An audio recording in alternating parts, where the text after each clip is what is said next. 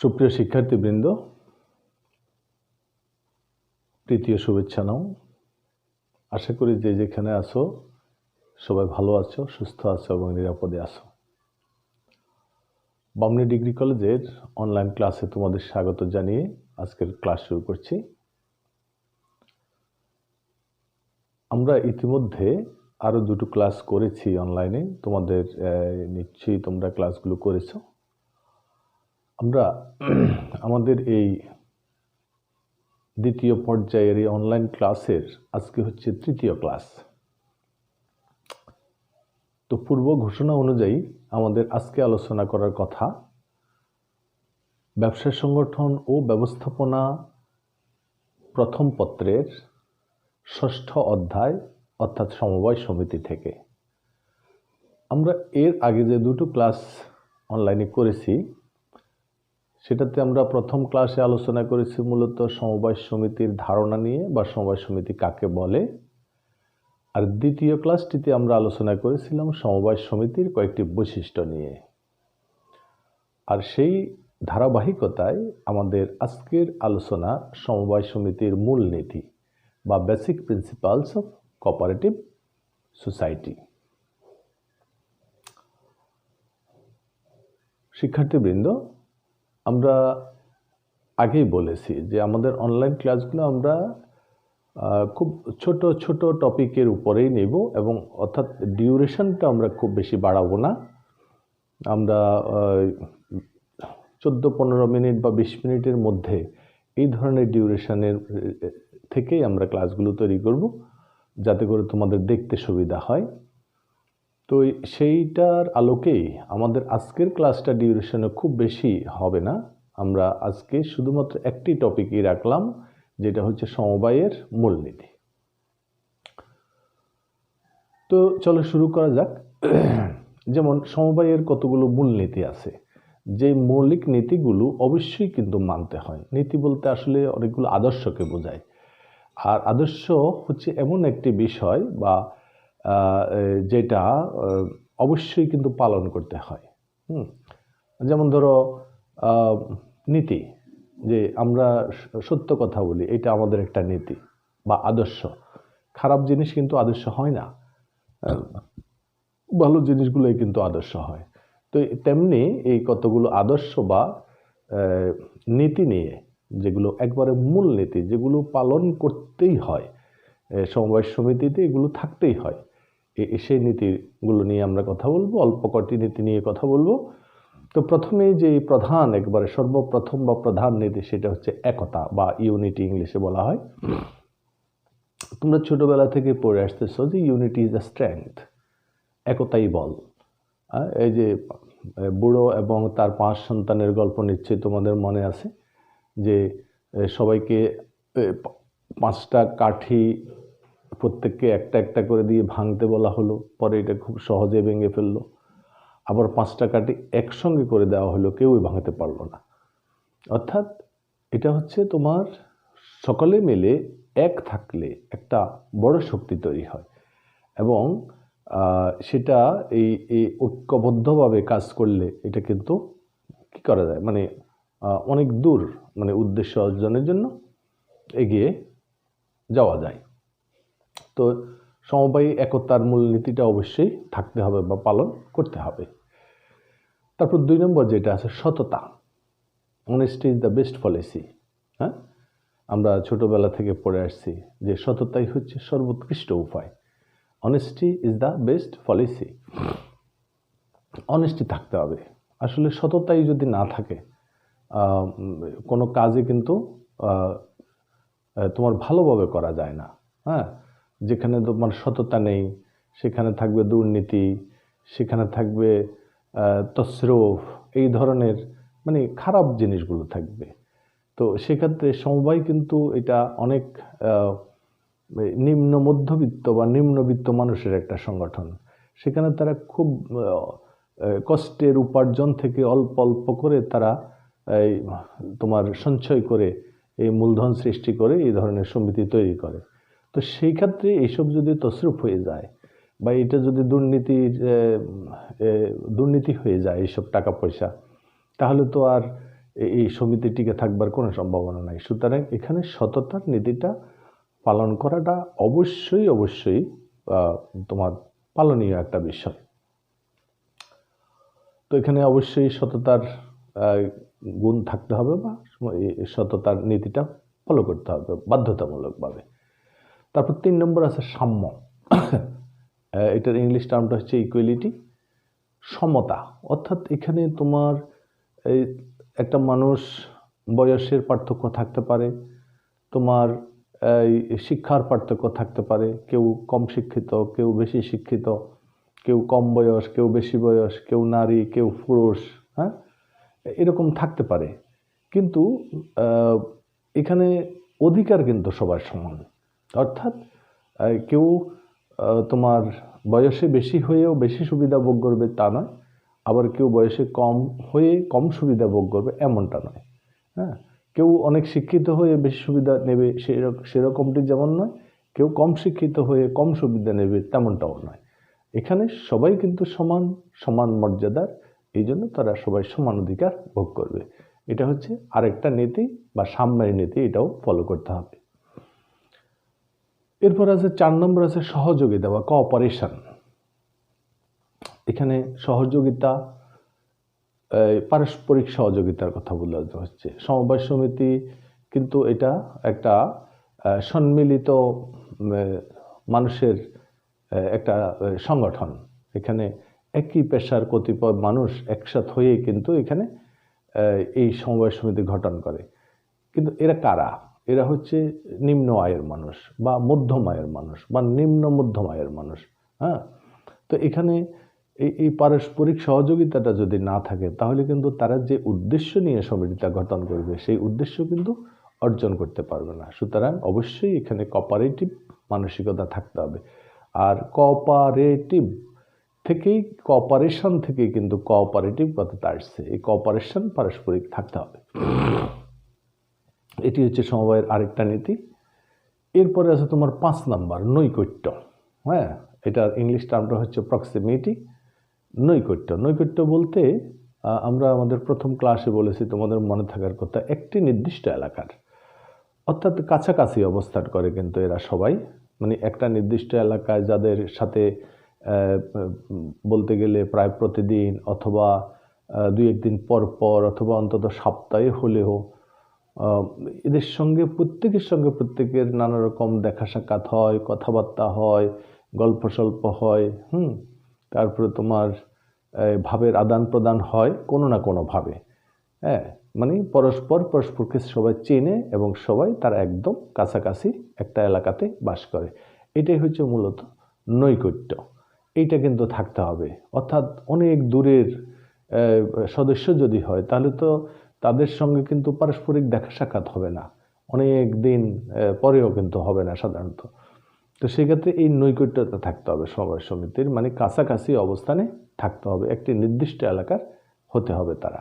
এটাই হচ্ছে মূলত নৈকট্য, যাতে করে তারা প্রত্যেকের সঙ্গে প্রতিনিয়ত যোগাযোগ রক্ষা করতে পারে, দেখা সাক্ষাৎ করতে পারে, মত বিনিময় বা ভাব বিনিময় করতে পারে, সমিতি সংক্রান্ত বিষয়ে আলাপ আলোচনা করতে পারে। হ্যাঁ, তো এই জন্যই নৈকট্যটা খুবই ইম্পর্ট্যান্ট একটা বিষয়। তারপরে আছে তোমার সমঝোতা ও বন্ধুত্ব। হ্যাঁ, কর্ডিয়াল অ্যান্ড ফ্রেন্ডশিপ, যেটাকে আমরা বলবো সমঝোতা এবং বন্ধুত্ব। আসলে বন্ধুত্ব না হলে কিন্তু সমঝোতা হয় না। পারস্পরিক নিজেদের মধ্যে নানা কারণে কিন্তু তোমার করতে হয়, কিছু ছাড় দিতে হয়, ছাড় দেওয়ার মানসিকতা থাকতে হয়। সবসময় সব কিছুতে রিজিড হয়ে থাকলে চলে না, কিন্তু একটু ফ্লেক্সিবল হতে হয়। হ্যাঁ, এই স্বার্থকে ত্যাগ করতে হয়। আর এই সমঝোতার মানসিকতা না থাকলে স্বার্থকে ত্যাগ করা যায় না। তারপর তোমার অন্যের মতামতকে সমর্থন দেওয়া যায় না। হ্যাঁ, অনেক সময় নিজের মতামত ভুলও হতে পারে, এই জন্য অন্যের মতামতকে গ্রহণ করতে হবে। এবং কোনো ধরনের প্রবলেম তৈরি হলে এটাকে ছাড় দিয়ে সমঝোতা করে এটাকে মীমাংসা করার মতো এরকম থাকতে হবে। সে কারণে একটা বন্ধুত্বপূর্ণ সম্পর্ক কিন্তু থাকতে হবে, কারণ বন্ধুত্বপূর্ণ সম্পর্ক না থাকলে কিন্তু আসলে এই ধরনের সমঝোতা তৈরি হয় না। তো এই যে সমঝোতা এবং বন্ধুত্ব, এটাও কিন্তু সমবায়ের আরেকটা অন্যতম প্রধান নীতি। তারপর আমরা কত নম্বর বলছিলাম? 6 7 নম্বর সমভোটাধিকার, অর্থাৎ এই সমিতিতে যারা সদস্য থাকবেন তাদের হয়তো তারা কেউ হয়তো 10টা শেয়ার ক্রয় করবেন, আবার কেউ হয়তো 100টা শেয়ার ক্রয় করবেন। এই যে শেয়ার ক্রয়ের দিক থেকে হয়তো পার্থক্য থাকতে পারে, কিন্তু যিনি 10টা শেয়ার ক্রয় করবেন তার যেমন একটা ভোট, যিনি 100 শেয়ার ক্রয় করবেন তারও কিন্তু একটি ভোট। এই জন্য বলা হয় এখানে সমভোটাধিকার। শেয়ারের পার্থক্য থাকলেও কিন্তু ভোটের কোনো কম বেশি হবে না, প্রত্যেকে একটি করে ভোট দেবেন। এটাই হচ্ছে সমভোটাধিকার। এটা হচ্ছে আরেকটা অন্যতম প্রধান নীতি। তারপরে 8 নম্বর আছে মিতব্যয়িতা, ইকোনমি। সমবায় সমিতি যেহেতু দরিদ্র মানুষের সংগঠন, তাদের আয় রোজগার খুব সীমিত, তারা এই কষ্টার্জিত আয় থেকে অল্প অল্প পরিমাণ সঞ্চয় করে কিন্তু তারা একটা সমিতি গঠন করে এবং তাদের উদ্দেশ্য থাকে হচ্ছে অর্থনৈতিক স্বাবলম্বিতা অর্জন করা।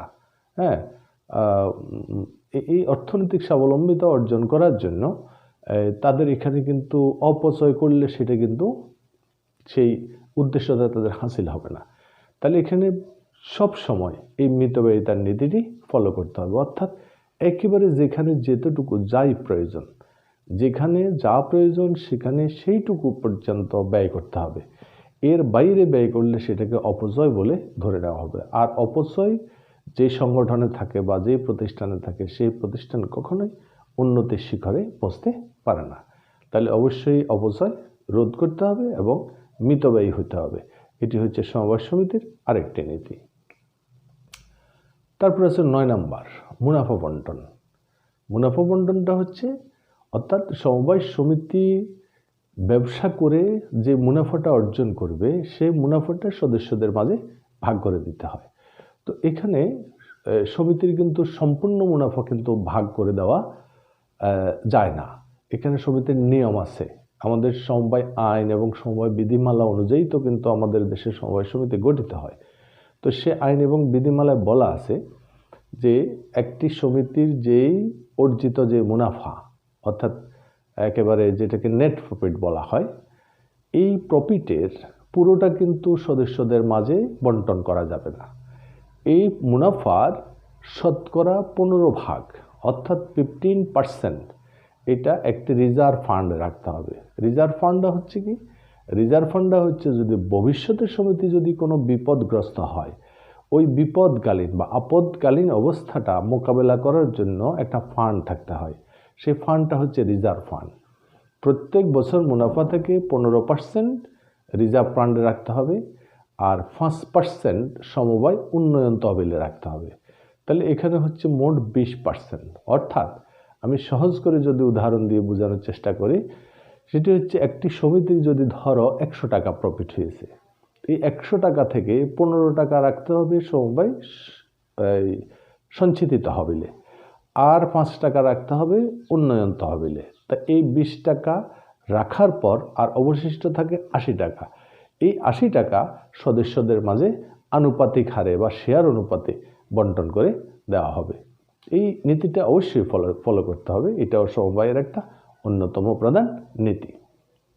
তারপর একেবারে লাস্ট ওয়ান আছে গণতন্ত্র বা গণতান্ত্রিক ব্যবস্থাপনা।